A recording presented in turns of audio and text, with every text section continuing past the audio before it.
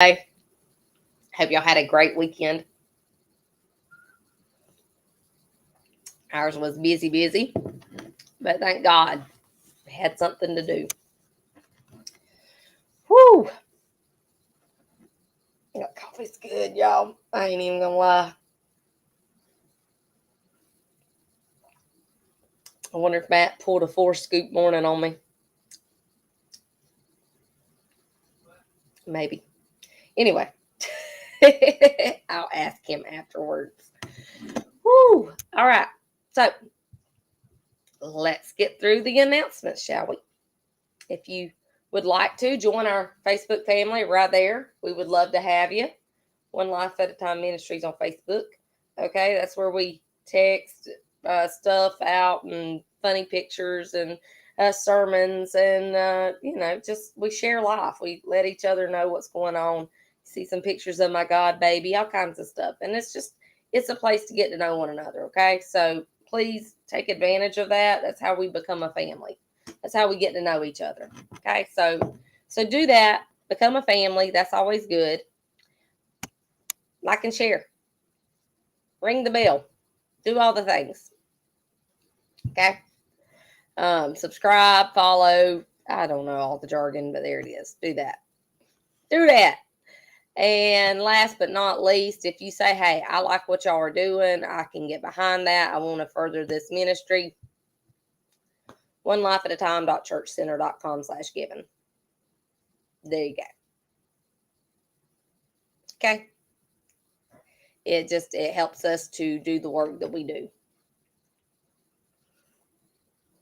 And we do all kinds of things. We feed people. We take care of needs in the community that arises.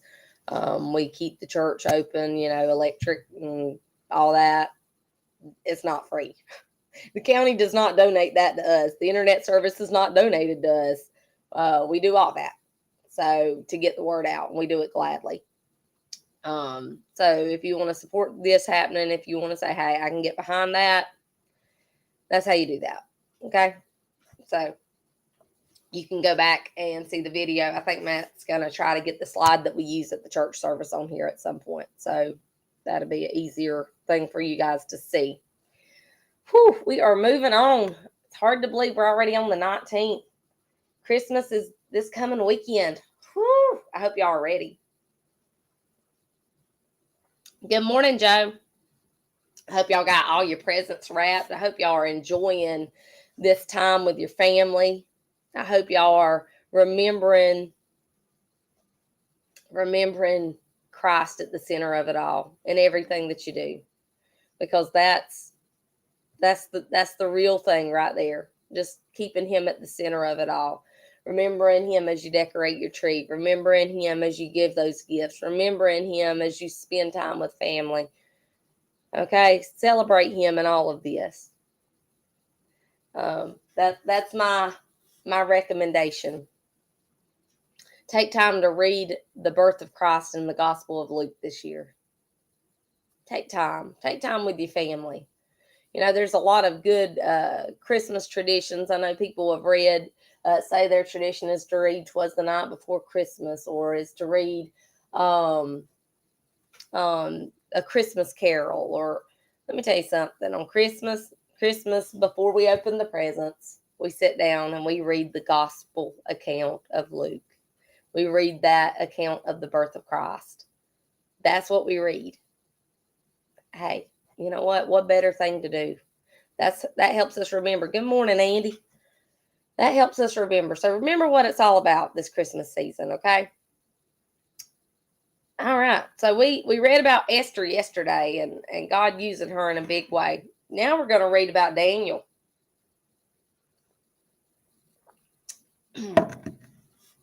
And we are in Daniel chapter 6, and we're going to be in 1 through 23. And I'm going to be in the NASB again. So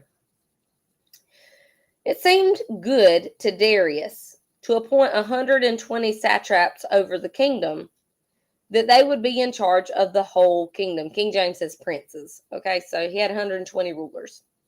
And over them, 3 commissioners. So over the 120, there were 3 who were in charge of them. of whom Daniel was one, that these satraps might be accountable to them and that the king might not suffer loss. They're going to keep an eye on you and make sure you ain't stealing from the king. Then this Daniel began distinguishing himself among the commissioners and satraps because he possessed an extraordinary spirit. And the king planned to appoint him over the entire kingdom. He was moving on up from being just a prisoner, one of the Hebrew prisoners, to being the chief of the Magi, or the magicians, or wise men, whatever you want to call them, which is what that was, to now, not only is he over that, he is over authority as far as political and things like that. He's a ruler within the kingdom because he did it God's way. Because they refused to yield and bend when they wanted him to just a little bit. No, there was no compromising the things of God. Then the commissioners and satraps began trying to find a ground of accusation against Daniel in regard to government affairs. Well, we got to find out. We got to come up with something to get him kicked out because we want the promotion and not him. So they start looking for fault. But they could find no ground of accusation or evidence of corruption, inasmuch as he was faithful, and no negligence or corruption was to be found in him. There was no fault. He wasn't lazy, and he wasn't cheating his boss. He was doing everything with excellence. Wow. That's something. Excellence gets recognized, it gets promoted, it gets moved up, and people get angry when that happens. And instead of working harder, or instead of changing their own self, they seek to destroy the ones who are doing. Who can stand before jealousy? Then these men said, "We will not find any ground of accusation against this Daniel unless we find it against him with regard to the law of his God." Why? Because he ain't gonna be in there. So they figured out what they had to do. Then these commissioners and satraps came by agreement to the king and spoke to him as follows: "King Darius, live forever. All the commissioners of the kingdom, the prefects and the satraps, the high officials and the governors have consulted together that the king should establish a statute and enforce an injunction that anyone who makes a petition to any god or man besides you, O king, for 30 days shall be cast into the lion's den." It's just 30 days.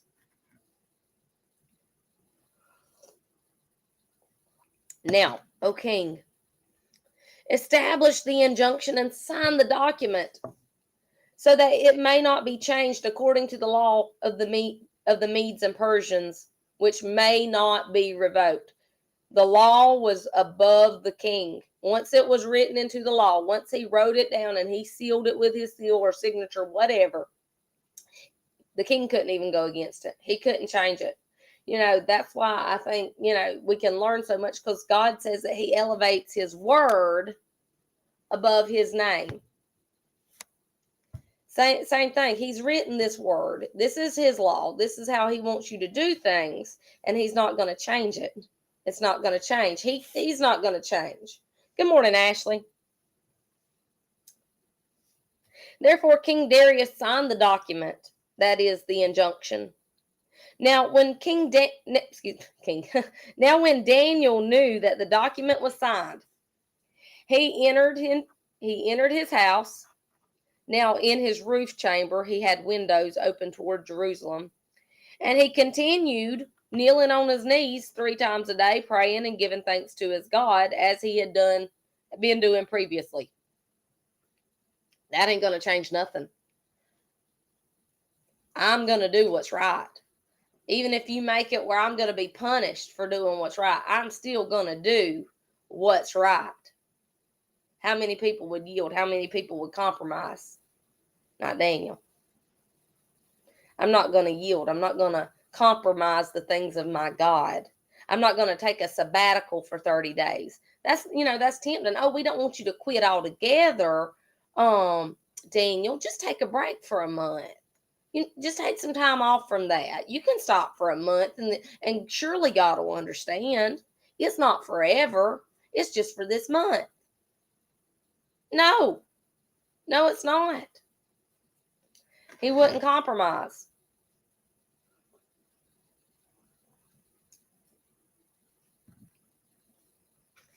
But then these men came by agreement and found Daniel making petition and supplication before God. Why? Because they knew he was going to do it. Then they approached and spoke before the king about the king's injunction.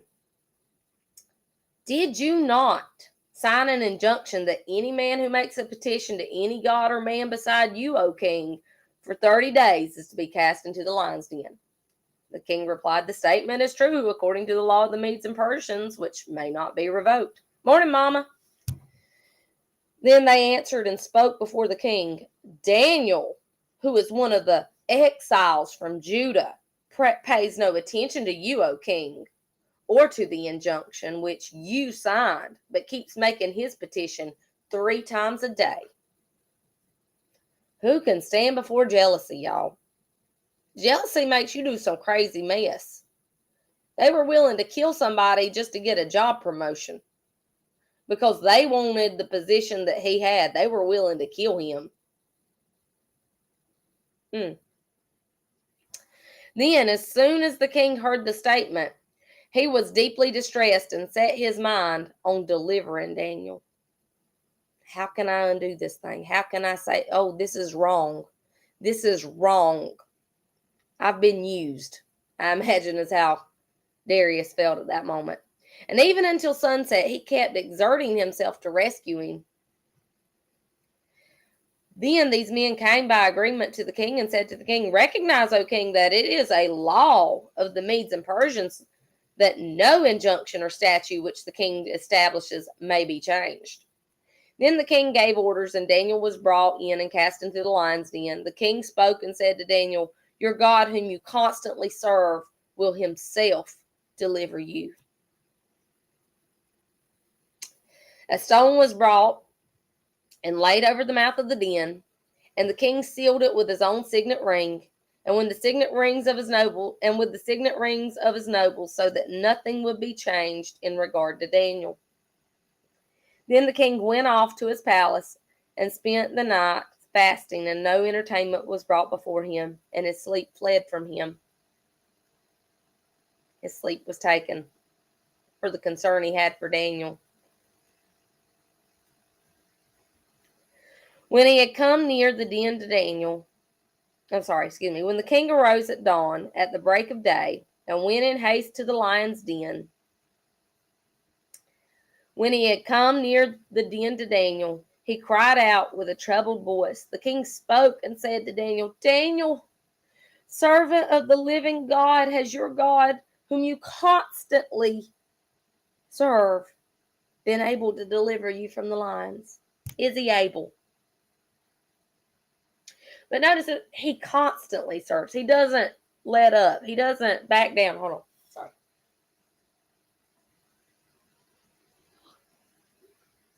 Don't you love it when your nose does that? Makes you think you're going to sneeze, and then, anyway. There it is. No, it was there somewhere. Okay. That God whom you constantly serve. That, to me, when you see words like that, that's a big deal. Because a lot of people like to, like to say that they do stuff. Well, I serve God. Yeah, well, you know, how often do you read your Bible? Well, I serve God. Well, how are you treating people? Well, I serve God. And it's like I did it last Tuesday, so I'm good for a couple weeks kind of mindset. It's kind of like, my child, getting her to help me around the house. Well, I swept the house, a month ago. No, she's pretty good. But we've all seen those people that think they've done one thing and they have contributed to the greatest, work labor force in the history of creation because they did something one time. No, he constantly served. He didn't just serve him when it was good. He served him in the midst of the bad. He kept on. He didn't waver in his service to the Lord. That's another thing when you look at people. Look at their track record.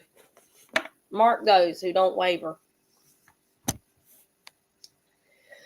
Then Daniel spoke to the king, "O king, live forever. My God sent his angel and shut the lions' mouths, and they have not harmed me inasmuch as I was found innocent before him. And also toward you, O king, I have committed no crime. I didn't do anything against you, but I'm going to pray to my God. I was innocent, king. I'm not going to stop praying." Then the king was very pleased and gave orders for Daniel to be taken up out of the den. So Daniel was taken up out of the den, and no injury whatsoever was found on him because he had trusted in the Lord. Trusting in the Lord will get you out of some trouble. It gets you out of some sticky stuff. You might say, well, if he had just compromised a little bit or been a little more sneaky, he might know. It would have cost him far more than a trip to the lion's den. Never compromise the things of God. That is a no-go. God is looking for those to constantly serve him, to consistently serve him, to do what's right simply because it's right, to change to the image of his son. That's what we're supposed to do. Be like Daniel. Trust in the Lord and he will deliver you. Don't be like those other rulers, jealous, not seeing what they had for what they wanted, for their own greed. Who can stand before jealousy and pride? It's an ugly thing. Don't be consumed with it, especially this time of year. This time of year is about selflessness and giving. All right, guys, I'm going to go ahead and start making this announcement. We will have service tonight. As far as I know, we're having service Wednesday night. I'm keeping an eye on the weather reports, and we don't want anybody getting in any kind of trouble. So it may be a live Wednesday night, but we're going to keep that. That is being monitored right now. No service Saturday, Christmas Eve. Spend that time with your family. And I'll see y'all again on Monday at our regular church service Monday night. So we'll still keep on doing our Jesse Tree project, but I just want y'all to know we'll have no in-house service on Saturday this week. Okay? Spend that time with your family. I love you. God loves you. There ain't a thing you can do about it. See y'all tonight at church.